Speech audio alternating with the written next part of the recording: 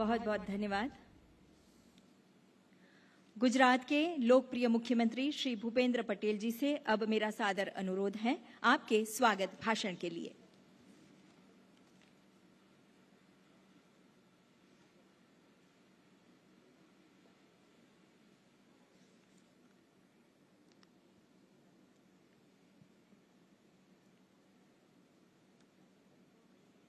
Mission life के global launching अवसर पर हमारे मार्गदर्शन करने उपस्थित विश्व के सर्वाधिक लोकप्रिय नेता और हमारे माननीय प्रधानमंत्री श्री नरेंद्र भाई मोदी साहब, संयुक्त राष्ट्र के महासचिव श्री एंटोनिया गुतारेस, विदेश मंत्री श्री एस.जयशंकर जी, संयुक्त राष्ट्र के विभिन्न एजेंसियों के प्रतिनिधिगण और भारत के मिशन के प्रमुख और सभी केंद्रीय मंत्री श्री एवं प्रतिष्ठित अतिथिगण, आप सभी का मिशन लाइफ के ग्लोबल लॉन्चिंग समारोह में हार्दिक स्वागत करता है। आज हम इस मंच से गौरव के साथ कह सकते हैं कि जब विश्व में ग्लोबल लीडर सोलर एनर्जी तथा ग्रीन क्लीन एनर्जी की सिर्फ बात कर रहे थे, तब गुजरात के मुख्यमंत्री के तौर पर हमारे प्रधानमंत्री श्री नरेंद्र भाई मोदी जी ने अपनी दूरदर्शिता से इस विषय में ठोस कदम उठाए थे। प्रधानमंत्री श्री नरेंद्र भाई मोदी के गुजरात के मुख्यमंत्री कार्यकाल के दौरान उनके नेतृत्व में गुजरात एशिया का पहला ऐसा राज्य था जिसने 2009 में एक अलग क्लाइमेट चेंज विभाग की शुरुआत की थी। आदरणीय श्री नरेंद्र भाई मोदी जी के विजन से ही राज्य में कैनाल टॉप सोलर प्लांट स्थापित किए गए और सीमावर्ती क्षेत्र चारणका में 730 मेगावाट के सोलर पार्क की स्थापना हुई है। इतना ही नहीं, विश्व जब क्लाइमेट चेंज के सामने लड़ने के रास्ते खोज रहा था, तब नरेंद्र भाई मोदी जी ने अपने अनूठे विजन कन्वीनियंट एक्शन पुस्तक द्वारा पूरे विश्व को इस समस्या का समाधान का मार्ग दिखाया था। पर्यावरण सुरक्षा और क्लाइमेट चेंज के क्षेत्र में प्रधानमंत्री जी के योगदान को यूएन ने भी सराहा है और 2018 में चैंपियन ऑफ द अर्थ का गौरव सम्मान माननीय प्रधानमंत्री श्री नरेंद्र मोदी जी को दिया है। पर्यावरण के संरक्षण और संवर्धन के लिए प्रधानमंत्री श्री नरेंद्र मोदी जी ने नवंबर 2021 में क्लाइमेट चेंज पर ग्लासगो में हुए COP26 के दौरान लाइफस्टाइल फॉर एनवायरनमेंट की अवधारणा को दुनिया के समक्ष रखा था। उन्होंने वैश्विक समुदाय से पर्यावरण मित्र जीवन शैली के लिए लाइफ को अंतर्राष्ट्रीय जन आंदोलन के रूप में आगे बढ़ाने की अपील की थी। अतीत से प्रेरणा लेकर वर्तमान में कार्यरत और भविष्य पर ध्यान केंद्रित कर लाइफ को एक वैश्विक आंदोलन बनाया जा रहा है, जो भारत में पर्यावरण मित्र संस्कृति और परंपरागत प्रथाओं का निर्माण करेगा। रिन्यूएबल एनर्जी के क्षेत्र में पहल करते हुए गुजरात ने देश में सबसे ज्यादा 4 लाख से अधिक घरों को सोलर रूफटॉप इंस्टॉलेशन के साथ कवर कर लिया है। प्रधानमंत्री जी के दूरदर्शी नेतृत्व और मार्गदर्शन में गुजरात ने अपनी सर्वसमावेशी और प्रगतिशील नीतियों के जरिए बिन परागत ऊर्जा क्षेत्र में 18 गीगावाट की स्थापित क्षमता की उपलब्धि हासिल की है। आज हम सब Ekta Nagar statue of unity के परिसर में उपस्थित हैं। भारत की एकता और अखंडता के शिल्पी सरदार साहब की विश्व की सबसे ऊंची प्रतिमा स्टैच्यू ऑफ यूनिटी आदरणीय प्रधानमंत्री श्री नरेंद्र भाई मोदी की प्रेरणा और संकल्प का परिणाम है। माननीय प्रधानमंत्री जी ने इस परिसर को इको फ्रेंडली और इको टूरिज्म स्पॉट के रूप में विश्व समक्ष प्रस्तुत करने हमें मार्गदर्शन दिया है। पर्यावरण रक्षा और ग्रीन क्लीन एनवायरनमेंट के हर पहलू की इस एकता नगर में आप बारीकी से अनुभूति कर सकते हैं। दुनिया की सबसे ऊंची सरदार पटेल की प्रतिमा स्टैच्यू ऑफ यूनिटी के सानिध्य में शुरू किया गया यह वैश्विक मिशन निसंदेह 21वीं सदी का सबसे बड़ा पर्यावरण आंदोलन बनेगा। इस विश्वास के साथ मैं फिर एक बार आप सभी का स्वागत करते हुए अपनी बात पूर्ण करता हूं। भारत माता की जय, वंदे मातरम, जय जय गरवी गुजरात।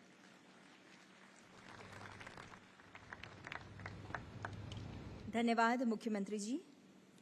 और अब समय है हमारे माननीय प्रधानमंत्री जी की संकल्पना से चरितार्थ और उनके दूरदर्शी नेतृत्व से अनुपालित लाइफ के सिद्धांत को दर्शाती और उसमें जन जन की भागीदारी का आह्वान करती एक लघु फिल्म के निदर्शन का।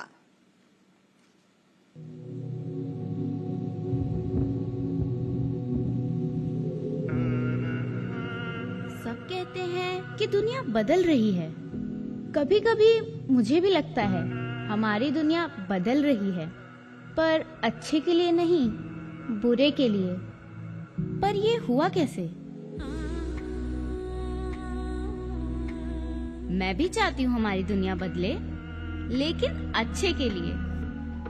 और जब 2030 में मैं 21 साल की हो जाऊंगी, जोश और सपनों से भरी, सिर्फ मैं ही नहीं, लाखों लोग और भी, तब क्या हमारी दुनिया हमारे सपने पूरे कर पाएगी? 2030 तक ही तो हम सब ने सस्टेनेबल डेवलपमेंट गोल्स को पूरा करने का वादा किया है ना। मतलब आज से 2000 दिन बाद क्या हम वो वादा पूरा कर पाएंगे एक साथ? हाँ, बिल्कुल।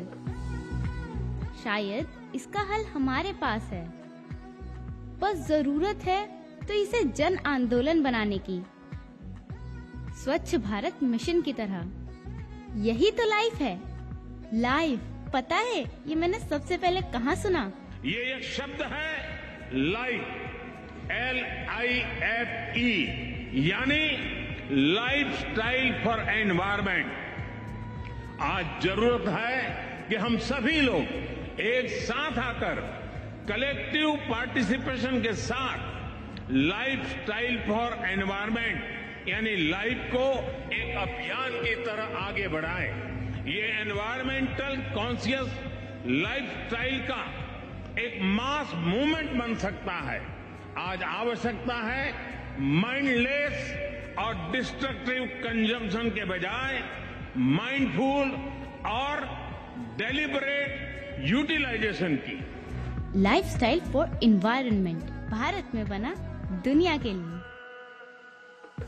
हमारे प्रधानमंत्री जी की ये सोच सिर्फ भारत के लिए ही नहीं, पूरे विश्व के लिए है। किसी एक इंसान या समुदाय के लिए ही नहीं, हर राष्ट्र के लिए है। और हम सब इस आंदोलन से जुड़ सकते हैं इन 5 कदमों से। पहला कदम वही जो हमारे दादा दादी, नाना नानी हमेशा करते आए हैं। सदियों से सुनते बोलते आ रहे हैं कि मौसम में लगे और आसपास उगे वही खाओ पियो, सेहत चौकस और साथ में खाने और ईंधन की बचत भी। நமது உணவுகள் இப்பொழுது மாற்றப்பட்டிருக்கிறது. நாம் தினைகளை இந்த நேரத்தில் வரவேற்றுக் கொள்கிறோம். ஆனால் தினைகள் நமது உணவுகளையும் மகிழ்ச்சியையும் கலாச்சாரத்தையும் அறிவு கொண்டு இருக்கிறது. அதனாலே நாங்கள் தினைகளை வரவேற்றுக் கொள்கிறோம். दूसरा कदम उठाओ, समझे? मेरी रोज की सवारी, बस नंबर 11, मेरे पैर।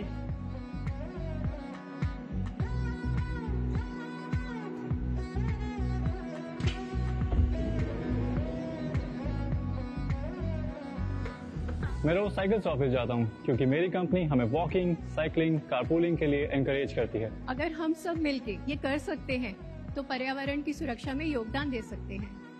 तीसरा, सही चुने और सही चुन पाए इसके लिए डिमांड भी करें।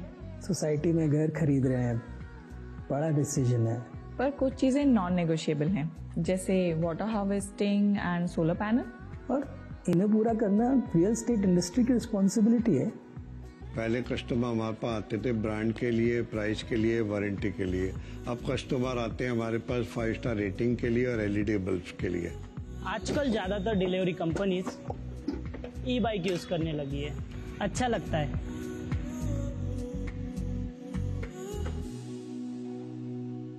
चौथा कदम सिंपल, लाइट स्विच ऑन करने के लिए स्विच ऑफ करो।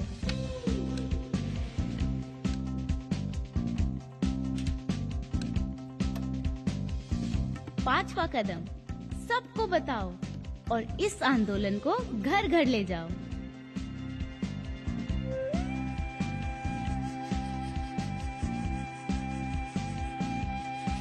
मेरे देश को अपना वादा याद है और वो वादा हम बातों से नहीं, काम से पूरा करेंगे और हर देश, हर इंसान को साथ लेके पूरा करेंगे। एक्ट टुगेदर लाइफ के लिए।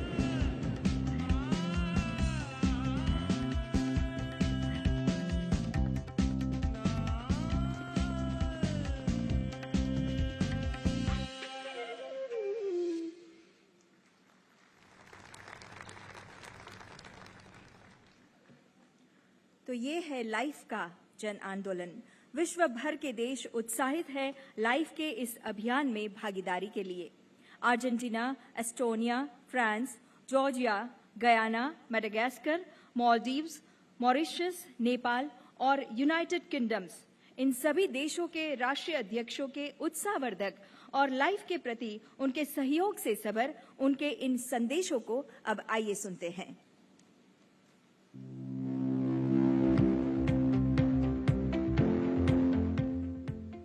Buenas tardes a todos y a todas. Estoy aquí en Buenos Aires, pero no quise estar ausente en este encuentro, al que nos ha convocado el primer ministro Modi.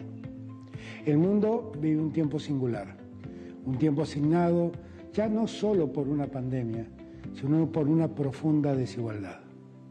Una desigualdad que hace que muy pocos concentren el ingreso y el hambre se distribuya entre millones de habitantes del mundo. El mundo además sufre una crisis porque está usando y malgastando recursos no renovables que además generan efectos en el ambiente definitivamente maliciosos. También es cierto que esa concentración y la guerra que se ha desatado ha generado un problema en la seguridad alimentaria del mundo que debe llamar la atención de todos los países de la comunidad internacional. Frente a esa realidad, tenemos que ver cómo enfrentarla. Y me parece que esta iniciativa, la iniciativa LiFE, puede servirnos en mucho a encontrar un camino.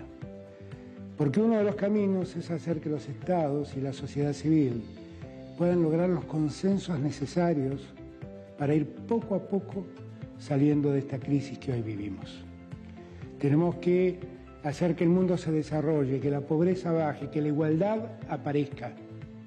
Y tenemos que lograr para eso que las producciones sean sustentables, sean innovadoras y fundamentalmente sean respetuosas del medio ambiente.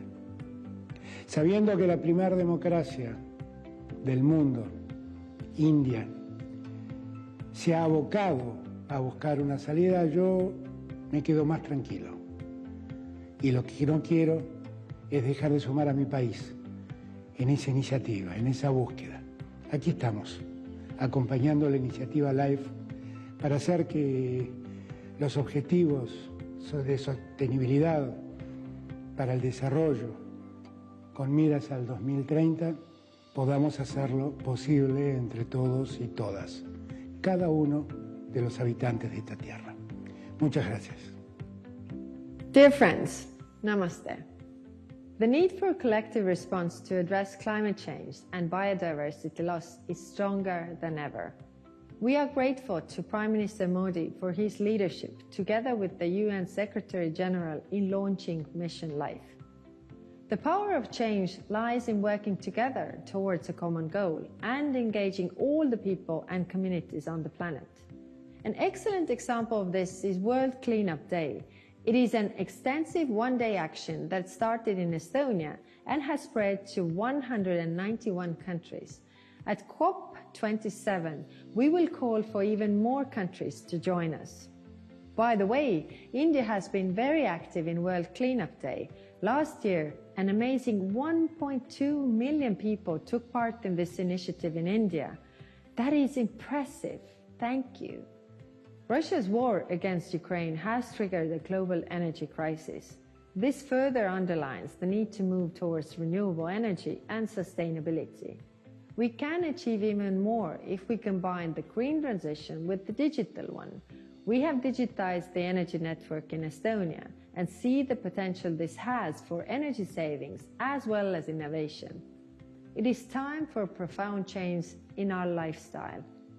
We need to place sustainability front and center.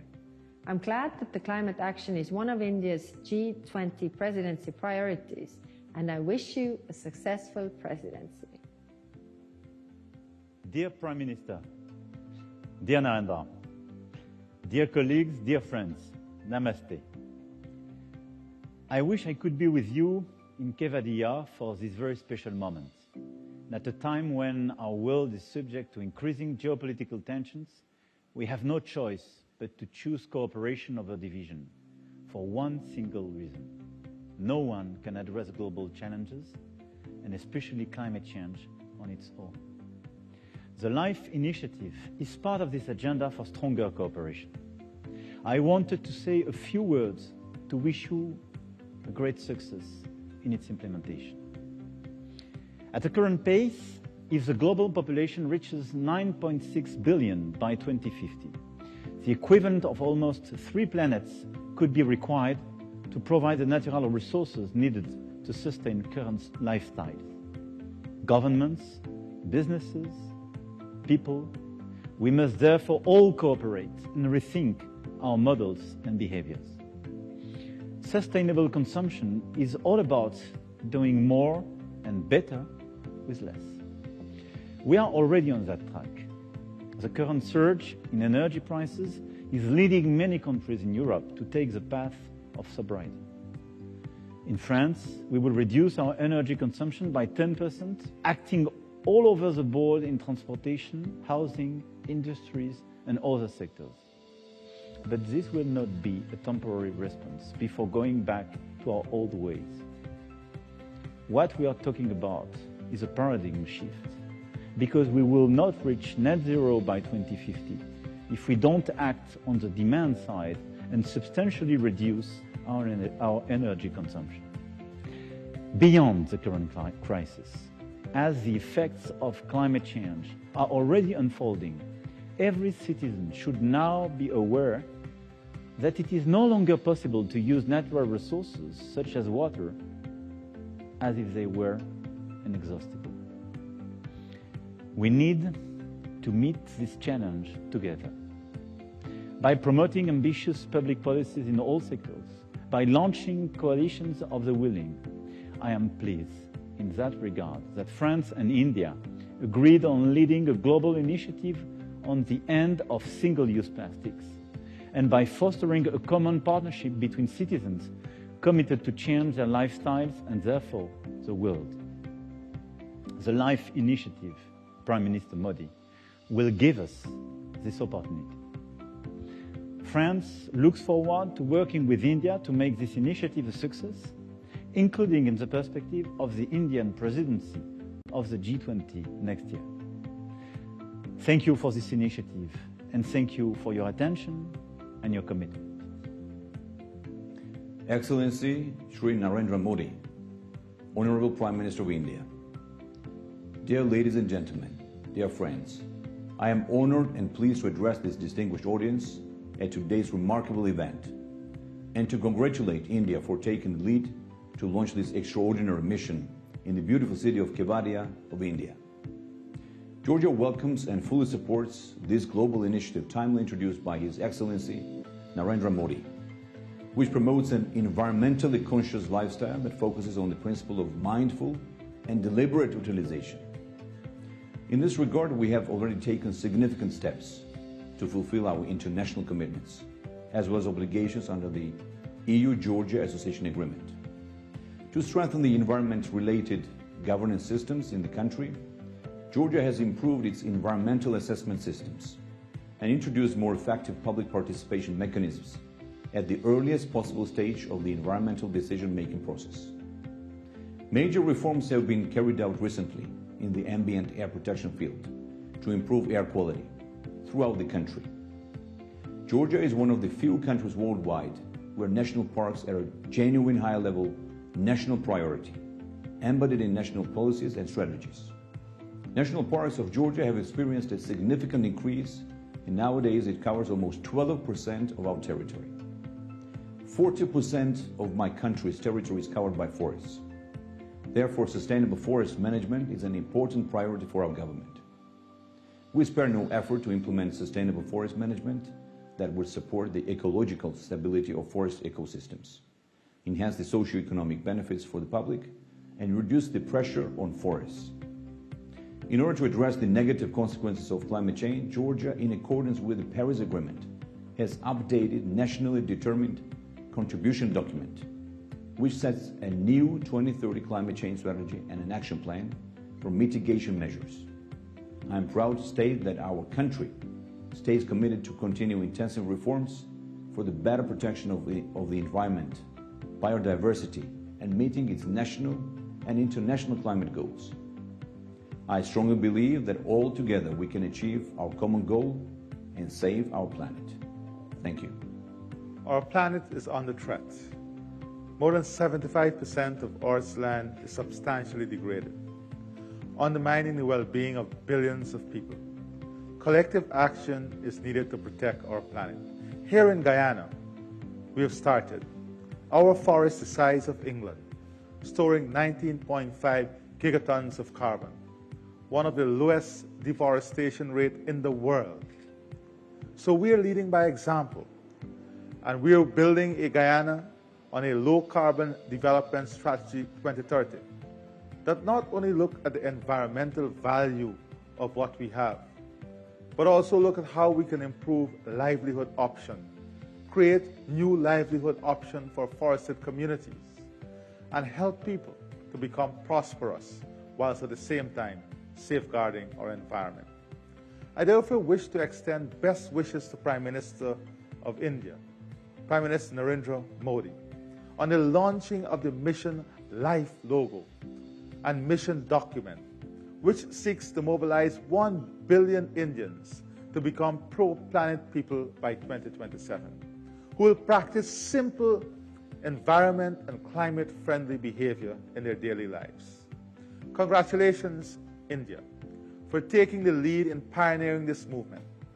Guyana is committed to protecting and promoting green economic activity through actions that support the Sustainable Development Goals.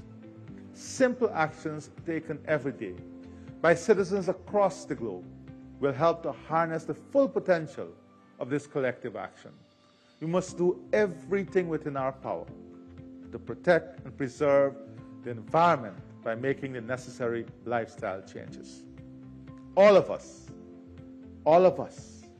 we have an individual and collective responsibility as a family of humanity to do our part in protecting and safeguarding our environment so that future generations can enjoy the beauty of the world we live in. Thank you. Excellences, Monsieur le Premier ministre de la République de l'Inde, Monsieur le Secrétaire général des Nations Unies, Mesdames et Messieurs, le changement climatique, la préservation et la protection de l'environnement est un sujet qui me tient particulièrement à cœur. Comme je l'ai annoncé lors de la 77e Assemblée générale des Nations Unies, les solutions doivent venir de chaque nation, chaque leader et chaque citoyen. Mais surtout, les pays émetteurs doivent tenir leur engagement. Cela demande un effort commun de chaque pays pour préserver notre planète. Nous savons tous que la forêt est le poumon de la Terre, et pourtant, l'utilisation du charbon de bois et du bois de chauffe reste une pratique courante sur l'ensemble du continent africain en général et à Madagascar en particulier. Dans mon pays, l'utilisation du charbon de bois pour la cuisson impacte la destruction d'1 hectare de forêt par an, ce qui est dévastateur, raison pour laquelle nous lançons une lutte contre la déforestation avec la promotion du clean cooking afin de réduire drastiquement l'utilisation et l'usage du charbon. Pour ce faire, nous allons favoriser l'utilisation du réchaud bioéthanol comme alternative dans chaque foyer. C'est en changeant les pratiques et les mentalités que nous pouvons changer les choses. Je suis convaincu que LiFE pourrait devenir l'un des points tournants dans notre lutte contre la crise climatique. Je remercie l'Inde à travers son Premier ministre, qui est un leader inspirant en matière de protection de l'environnement de nous avoir rassemblés autour de cette cause. C'est avec espoir et conviction que je vous rejoins dans cette mission. Ensemble, engageons-nous en faveur du développement durable pour un monde meilleur que nous souhaitons pour nos enfants. Mesdames et messieurs, il est temps de transformer nos discours en actions concrètes. Je vous remercie de votre attention. Bismillahirrahmanirrahim. One of the greatest breakthroughs we have made in recent years is recognizing that a clean, healthy, and sustainable environment is a fundamental human right. We must at the same time give back to nature. It is time we unpack the lessons left behind by our early ancestors. They taught us that love and respect for our natural heritage are essential for sustainable and resilient development. Prime Minister Modi's mission LiFE could not have come at a more crucial juncture. The ill effects of the climate crisis come at us with full force, growing in severity the longer we let our inactions drag on. This ambitious initiative is a call for action. Let's not end it there. You see, the best chances of our very survival is on our own hands. Together, let's reflect on our lifestyles and make swift changes towards eco-friendly habits. Simple things in our everyday lives, like choosing to walk more instead of driving, or planting trees wherever we can, all add up to redressing environmental degradation. Individual actions may appear insignificant on their own, but when pulled together, they have the power to spur transformative impact. Modi stands with the pro-planet people of India. We will do our part to make sure the health and wealth of our planet survive to benefit tomorrow's generations. Governments are joining hands with businesses around the world to address environmental issues. However, policy reforms and economic initiatives are not enough to save our planet. Lifestyle changes at the individual level and behavioral changes at the community level are needed to reduce the strain on the environment. I therefore strongly support the movement launched by Prime Minister Shri Narendra Modi ji to build on good practices at the level of individuals, communities and institutions in order to accelerate the transition to a more sustainable future.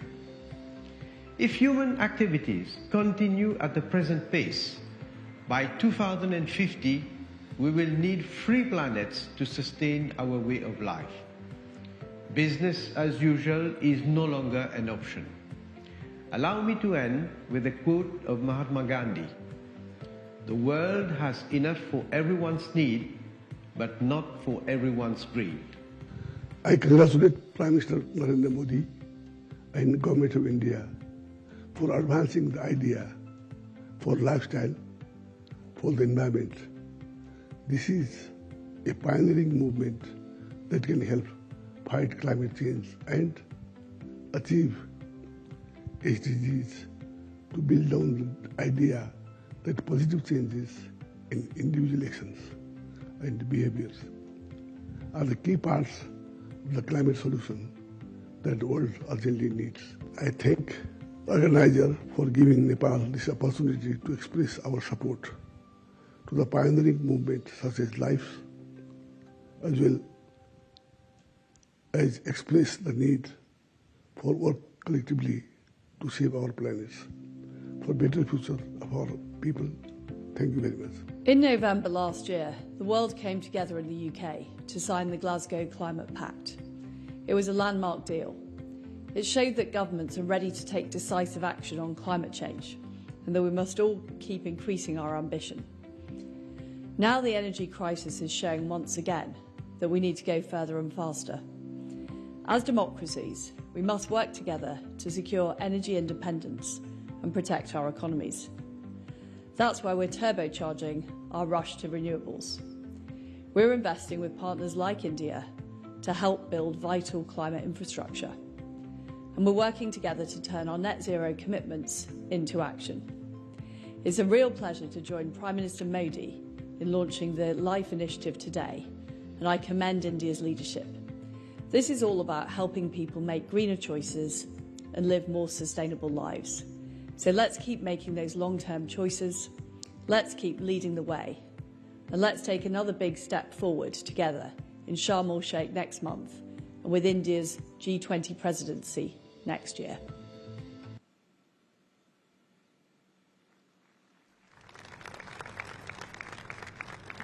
Thank you, one and all. Ladies and gentlemen, the august presence of Honorable Secretary General of United Nations, Mr. Antonio Guterres, is gracing the occasion today. May I now request you, sir, to address the gathering. Please, sir.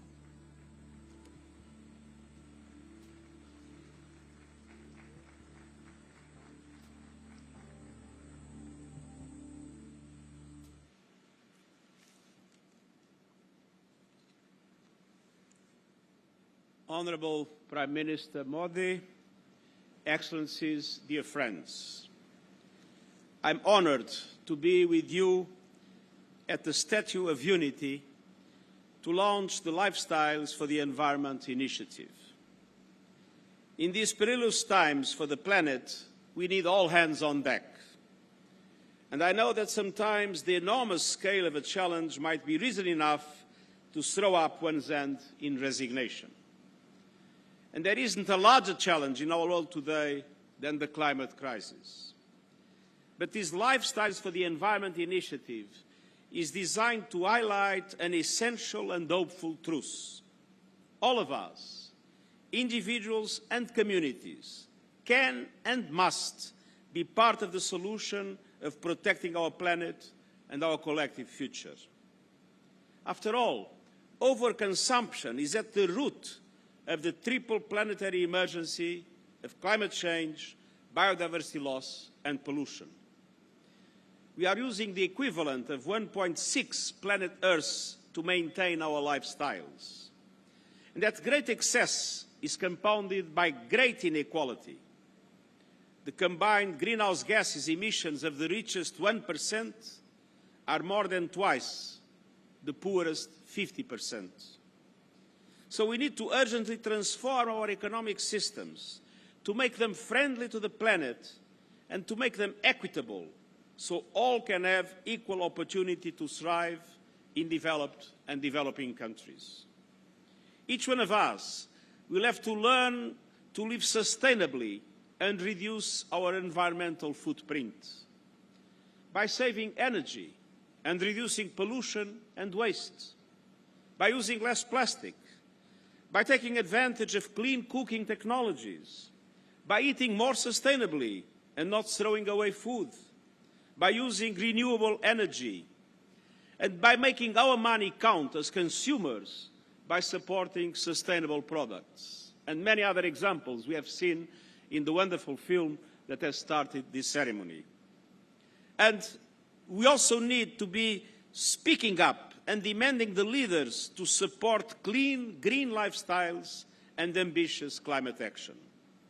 This is the mission of the Lifestyles for the Environment initiative that I hope can spread throughout the world.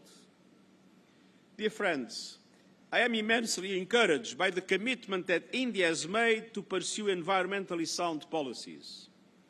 These efforts include a pledge to significantly increase investment and deployment of renewable energy, championing the International Solar Alliance, and joining the High Ambition Coalition for Nature and People, which aims to protect and conserve 30% of the world's ecosystems by 2030. I also congratulate India on its upcoming G20 presidency. The G20 accounts for 80% of global greenhouse gas emissions, but it also represents 80% of global GDP. So the G20 combined has the resources, the know-how and the power to end our war against nature and set us on course to more sustainable living. And central to that goal is the urgent need to pivot from economies based on fossil fuel consumption to economies powered by renewable energy. A revolution in which developed countries must invest massively, financially and in technological support to allow emerging economies themselves to also be able to present more ambitious targets. And the world counts on G20 economies to lead the way in progressively ending the use of coal by 2030 in OECD countries and 2040 in non-OECD countries. Developed countries must follow through on their commitments to provide meaningful financial and technological support to countries like India throughout this transition. We need to unleash a renewables revolution, and I look forward to working with India in driving this agenda forward. Dear friends, in 3 weeks, world leaders will meet in Egypt for the next United Nations Climate Change Conference, COP27. COP27 represents a key political opportunity to rebuild trust and accelerate action across all the pillars of the Paris Agreement: adaptation, mitigation, finance, and loss and damage. Full implementation of the financial commitments made in Paris, a quantum leap in support to adaptation in developing countries, and measurable progress and serious progress in loss and damage are essential conditions to reestablish trust between developing and developed countries around the world. With its vulnerability to climate impacts and its massive economy, India can play a critical bridging role. We have no time to lose. We are in imminent danger of failing to meet the goal of limiting global temperature rise to 1.5 degrees Celsius. And our global goal has to be net zero emissions by 2050. And to achieve this, we must collectively halve global emissions from 2010 levels by 2030. And as the LiFE initiative highlights, every citizen has a role to play. And that includes everyone, everywhere, using their voice to urge their leaders to take much-needed ambitious climate action. Dear friend, as the Prime Minister of Mauritius has recalled, Mahatma Gandhi reminded us that the world has enough for everyone's need, but not enough for everyone's greed. That perfectly captures the situation we face now. Unfortunately, for the time being, greed is prevailing over need, and we need to reverse this trend. The planet is able to support each and every one of us, but we must treat its resources with wisdom and respect. So today, let us pledge to alter our economies and our lifestyles so we are able to share Earth's resources fairly and take only what we need. And let us count on India, as it assumes the G20 presidency, to help usher in a new era of sustainability fully in line with its history, its culture, and its tradition. Thank you.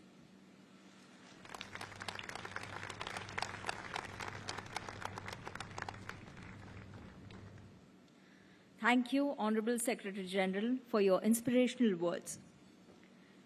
और अब भारत के माननीय प्रधानमंत्री श्री नरेंद्र मोदी जी से अब मैं सविनय अनुरोध करती हूं कि रिमोट का बटन दबाकर मिशन लाइफ के डॉक्यूमेंट का विमोचन करें एवं लोगो और टैगलाइन को लॉन्च करें।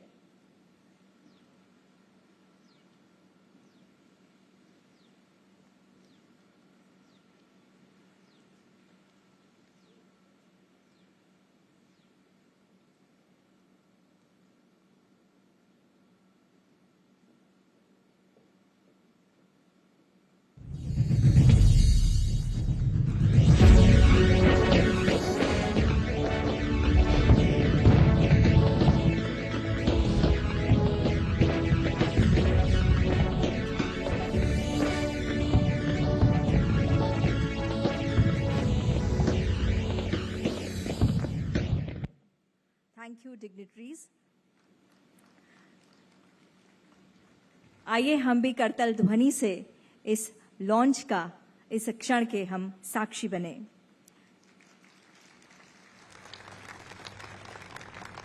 देवियों और सज्जनों, प्रकृति के संवर्धन की संस्कृति को लाइफ के नूतन मंत्र से विश्व भर में उजागर करने की प्रेरणा आदरणीय प्रधानमंत्री जी ने दुनिया को दी है, जिनकी दूरदर्शिता समूचे विश्व को प्रभावित और लाभान्वित करती है।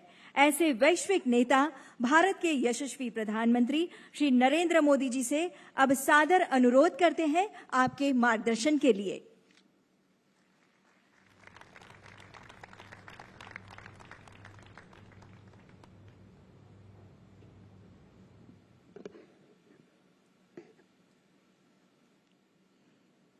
यूनाइटेड नेशंस के सेक्रेटरी जनरल एंटोनियो गुटेरेस जी,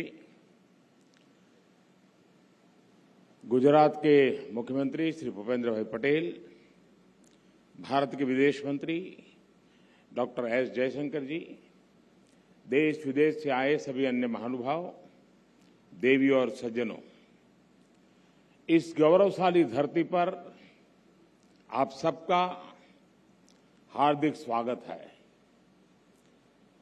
एंटोनियो गुटेरेस जी के लिए तो भारत दूसरे घर जैसा है। आपने अपना युवावस्था में बहुत बार भारत की यात्रा भी की है। गोवा से आपके पारिवारिक संबंध भी है। मुझे ऐसा लग रहा है कि मैं गुजरात में आज अपने परिवार के ही किसी सदस्य का स्वागत कर रहा हूं। एंटोनियो गुटेरेस जी, आपका यहां आने के लिए बहुत बहुत आभार, बहुत बहुत अभिनंदन। मुझे खुशी है कि मिशन लाइफ को लॉन्चिंग के समय से अनेक देश इस संकल्प के साथ जुड़े हुए हैं। मैं फ्रांस के प्रेसिडेंट श्री मैक्रो, यूके के प्रधानमंत्री लीज ट्रस, गुयाना के प्रेसिडेंट इरफान अली, अर्जेंटीना के प्रेसिडेंट आल्वो फर्नांडिज, मॉरिशस के प्रधानमंत्री प्रवीण जगन्नाथ, मेडागास्कर के प्रेसिडेंट एंडी रोजे जी, नेपाल के प्रधानमंत्री शेर बहादुर जी, मालदीव के भाई सोली जी, अर्जेंटीना के मिनिस्टर जेरी एनविसेज का, इंडोनेशिया के प्राइम मिनिस्टर काया क्लास का हृदय से धन्यवाद करता हूं। साथियों, ये आयोजन हमारे राष्ट्रीय गौरव सरदार वल्लभ भाई पटेल की विशाल प्रतिमा स्टैच्यू ऑफ यूनिटी के सानिध्य में हो रहा है और क्लाइमेट चेंज के खिलाफ लाइफ में यूनिटी ही सबसे महत्वपूर्ण फैक्टर है। दुनिया की सबसे बड़ी प्रतिमा हमें पर्यावरण से जुड़े ऊंचे लक्ष्य तक तय करने और उन्हें पूरा करने की प्रेरणा देगी। साथियों, जब प्रतिमान विशाल होते हैं तो कीर्तिमान भी विशाल होते हैं। इस कार्यक्रम का आयोजन गुजरात में होना बहुत मायने रखता है और ये बिल्कुल उपयुक्त भी है। गुजरात भारत के उन राज्यों में से एक है जिसने सबसे पहले रिन्यूएबल एनर्जी और एनवायरमेंट प्रोटेक्शन की दिशा में काफी बहुत कदम उठाना शुरू कर दिया था। चाहे बात नहरों पर सोलर पैनल लगाने की हो या सूखाग्रस्त इलाकों में जल स्तर बढ़ाने के लिए वाटर कंजर्वेशन का अभियान हो, गुजरात हमेशा एक प्रकार से लीडर के रूप में, एक ट्रेंड सेटर के रूप में रहा है।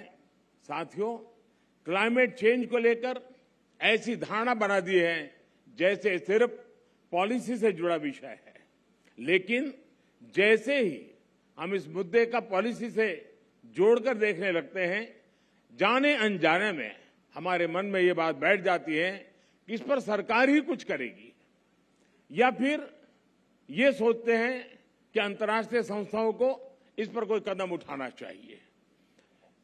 ये बात सही है कि सरकार, अंतर्राष्ट्रीय संस्थाएं, उनकी भूमिका बड़ी है और वो इसे संभाल करने का प्रयास भी कर रहे हैं, लेकिन हम सभी देख सकते हैं कि अब इस मुद्दे की गंभीरता चर्चाओं से बाहर निकलकर दुनिया के हर कोने में, हर घर में आज नजर आने लगी है।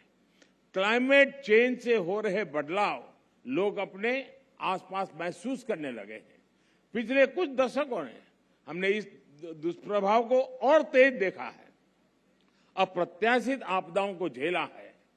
आज हमारे ग्लेशियर्स पिघल रहे हैं, समुद्रों का जलस्तर बढ़ रहा है, हमारी नदियां सूख रही है, मौसम अनिश्चित हो रहे हैं और ये बदलाव लोगों को सोचने पर मजबूर कर रहे हैं कि क्लाइमेट चेंज के मुद्दे को सिर्फ पॉलिसी मेकिंग के लेवल पर ही नहीं छोड़ा जा सकता। लोग खुद महसूस करने लगे हैं कि एक व्यक्ति, एक परिवार और एक समुदाय के तौर पर उन्हें इस धरती के लिए, इस प्लेनेट के लिए कुछ न कुछ जिम्मेवारी उठानी चाहिए, खुद ने भी कुछ करना चाहिए। लोग जानना चाहते हैं कि अपने खुद के प्रयत्न में या परिवार के साथ और अपने समुदाय के साथ मिलकर वो कौन से कदम उठा सकते हैं जिससे धरती की सुरक्षा हो सके, इस पृथ्वी की सुरक्षा हो सके। इन सारे सवालों का जवाब मिशन लाइफ में है। मिशन लाइफ का मंत्र है लाइफस्टाइल फॉर एनवायरमेंट। पृथ्वी पर रहने वाले प्रत्येक व्यक्ति को व्यक्तिगत प्रयासों की कामना के साथ ही आज ये मिशन लाइफ का ये विजन दुनिया के सामने रख रहा हूं। मिशन लाइफ इस धरती की सुरक्षा के लिए जन जन की शक्तियों को जोड़ता है, उनका बेहतर इस्तेमाल करना सिखाता है। मिशन लाइफ क्लाइमेट चेंज के खिलाफ लड़ाई का लोकतांत्रिक डेमोक्रेटिक एक प्रकार से उसका विस्तार कर रहा है, जिससे हर कोई अपने सामर्थ्य के हिसाब से योगदान दे सकता है। मिशन लाइफ इस बात पर भरोसा करता है कि छोटे छोटे प्रयासों का भी व्यापक प्रभाव हो सकता है। मिशन लाइफ हमें प्रेरित करता है कि हम सब अपनी रोजमर्रा की जिंदगी में ऐसा बहुत कुछ कर सकते हैं जिससे पर्यावरण की सुरक्षा हो। मिशन लाइफ ये मानता है कि अपनी लाइफस्टाइल में बदलाव करके एनवायरमेंट की रक्षा की जा सकती है। ये आपको दो बहुत दिलचस्प उदाहरण देना चाहता हूं, बड़ी सरल बातें मैं बताना चाहता हूं। आपने देखा होगा कुछ लोगों को एसी का टेम्परेचर 17 डिग्री या 18 डिग्री सेल्सियस पर रखना बहुत पसंद होता है, लेकिन एसी का टेम्परेचर इतना कम करने के बाद यही लोग सोने के समय कंबल या रजाई का सहारा लेते हैं। एसी का हर डिग्री टेम्परेचर कम करना पर्यावरण पर उतना ही नकारात्मक प्रभाव, यानी उसको अगर हम बचा सकते हैं, कोशिश करके कर सकते हैं। यानी हम अपनी लाइफस्टाइल को ठीक करके हम तो पर्यावरण की कितनी बड़ी मदद होगी। लाइफस्टाइल से जहां भी एक और उदाहरण मैं बताना चाहता हूं, हम देखते हैं कि कुछ लोग 5 किलोमीटर प्रति लीटर के एवरेज वाली गाड़ी लेकर के जिम जाते हैं और जिम में ट्रेडमिल पर जमकर अपना पसीना बहाने की कोशिश करते हैं। अरे भाई, अगर ये पसीना आप पैदल चलकर या साइकिल पर जिम जाकर के उठा लेते तो पर्यावरण की रक्षा भी होती और आपके स्वास्थ्य की भी रक्षा होती। साथियों, लाइफस्टाइल से व्यक्तिगत और समाज के छोटे छोटे प्रयासों से कैसे बड़े नतीजे आ सकते हैं, मैं इसका भी उदाहरण देना चाहता हूं। भारत में हमने कुछ साल पहले देशवासियों से ज्यादा एलईडी बल्ब इस्तेमाल करने के लिए आग्रह किया था। मकसद ये था कि लोग को बिजली का बिल कम हो, बिजली का कम खर्च हो और पर्यावरण की भी रक्षा हो। सरकार ने एलईडी बल्ब की एक योजना शुरू की और देश का प्राइवेट सेक्टर भी इसमें भागीदार हो गया। यहां आए अंतर्राष्ट्रीय एक्सपर्ट्स ये जानकर के उनको हैरानी होगी कि कुछ ही समय के भीतर भारत के लोगों ने 160 करोड़ से ज्यादा एलईडी बल्ब अपने यहां में लगा दिए, परिवर्तन कर दिया। और इसका प्रभाव यह है कि 100 मिलियन टन से ज्यादा कार्बन डाइऑक्साइड का उत्पादन हम कम कर पा गए, उसका उत्सर्जन कम कर पाए। और मैं ये आपको नोट करने के लिए जरूर कहूंगा कि ये प्रतिवर्ष हो रहा है, ये सिर्फ एक बार की घटना नहीं, हर वर्ष ये बेनिफिट होने वाला है और उसका लाभ होने वाला है। एलईडी को एलईडी की वजह से अब हर साल इतना उत्सर्जन कम होने लगा है। साथियों, गुजरात महात्मा गांधी की भूमि है, जन्मभूमि है, तो उन विचारकों से एक जो बहुत पर्यावरण संरक्षण और प्रकृति के साथ तालमेल लेकर के जीवन जीने का महत्व समझ गए। उन्होंने ट्रस्टीशिप के अवधारणा की विकसित की थी। मिशन लाइफ इस सबको पर्यावरण के ट्रस्टी बनाता है। ट्रस्टी वो होता है जो संसाधनों का अंधाधुंध इस्तेमाल नहीं होने देता। एक ट्रस्टी एक शोषक के रूप में नहीं बल्कि पोषक के रूप में काम करता है। मिशन लाइफ P3 की अवधारणा को मजबूत करेगा। P3 यानी प्रो प्लेनेट पीपल। आज हम एक ऐसी दुनिया में जी रहे हैं जहां इस बात की चर्चा रहती है कि कौन किस देश या गुट के साथ है और कौन किस देश या गुट के खिलाफ है। लेकिन मिशन लाइफ धरती के लोगों को प्रो प्लेनेट पीपल के तौर पर जोड़ता है, उनको अपने विचार से समाहित करता है, एक कर देता है। ये लाइफस्टाइल ऑफ द प्लेनेट, ये lifestyle of the planet, for the planet and by the planet की मूल सिद्धांत पर चलता है। साथियों, अतीत से सीखकर ही हम बेहतर भविष्य का निर्माण कर सकते हैं। भारत में हजारों वर्षों से प्रकृति की पूजा की समृद्ध परंपरा रही है। हमारे वेदों में भी बहुत सटीक तरीके से कहा है कि जल, जमीन, वायु और सभी प्रकृति प्रदत्त चीजों का महत्व समझाते हैं। जैसे अथर्ववेद कहता है, माता भूमि ही पुत्रो हम पृथ्व्या, अर्थात पृथ्वी हमारी माता और हम उसके संतान है। रिड्यूस, रीयूज एंड रिसाइकल और सर्कुलर इकोनॉमी हमारे वर्षों से हम भारतवासियों की लाइफस्टाइल का अंग रहा है। और हम सभी जानते हैं कि दुनिया के कई हिस्सों में, कई देशों में ऐसी प्रथाएं आज भी है, प्रचलित है, जो हमें प्रकृति के साथ तालमेल बिठाकर चलने के लिए प्रेरित करती है। मिशन लाइफ प्रकृति के संरक्षण से जुड़ी हर इस लाइफस्टाइल को समाहित करेगा, जिसे हमारे पूर्वजों ने अपनाया था और जिसे हम अपने जीवन शैली का हिस्सा बना सकते हैं। साथियों, आज भारत में सालाना प्रति व्यक्ति कार्बन फुटप्रिंट करीब 1.5 टन ही है, जबकि दुनिया का औसत 4 टन प्रति वर्ष का है।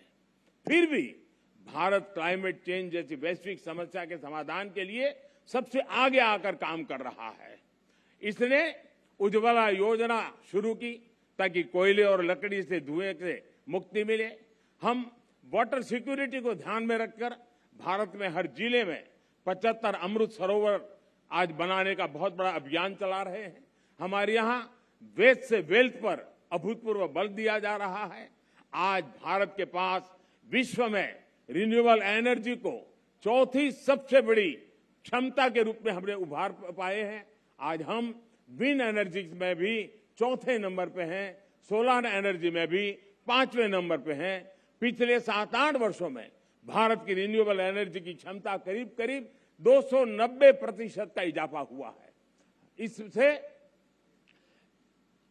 हमने इलेक्ट्रिक क्षमता का 40% नॉन फोसिल फ्यूल यानी उस सोर्स को ही हासिल करने का लक्ष्य अब भी हमने समय सीमा से 9 साल पहले हासिल कर लिया है।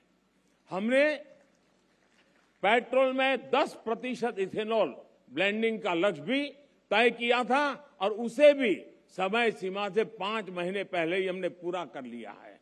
अब भारत पेट्रोल में 20% इथेनॉल ब्लेंडिंग के लक्ष्य पर काम कर रहा है।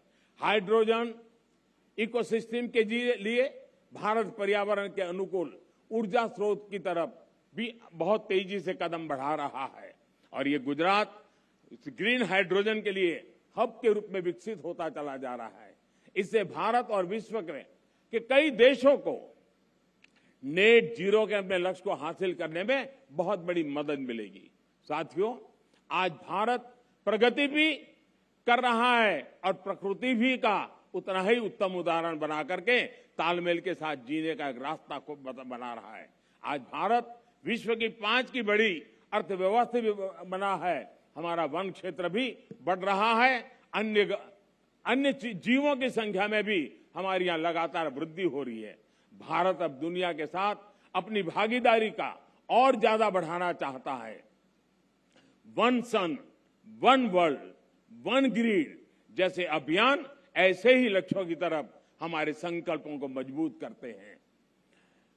Collision for disaster resilient infrastructure, इसके निर्माण का नेतृत्व करके भारत पर्यावरण सुरक्षा के प्रति अपनी अवधारणा से दुनिया को अवगत करा चुका है।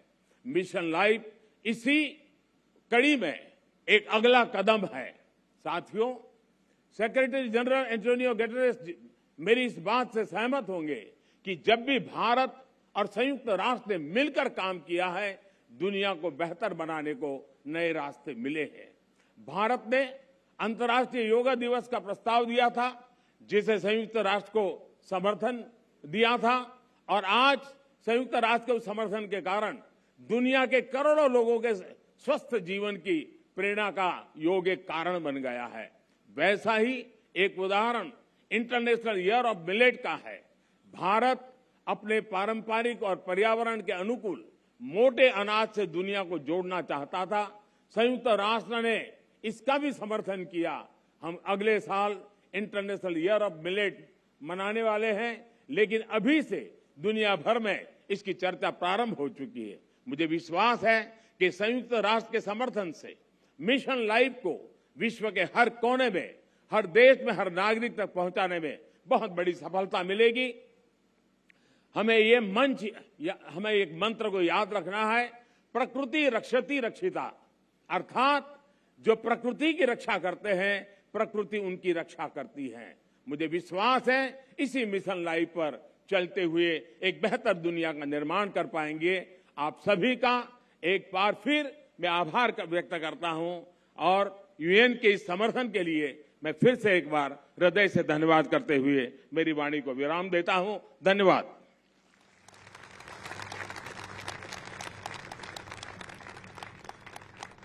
बहुत बहुत धन्यवाद प्रधानमंत्री महोदय, आपकी इस प्रेरणा के लिए, लाइफ के इस महाअभियान की शुरुआत करवाने के लिए।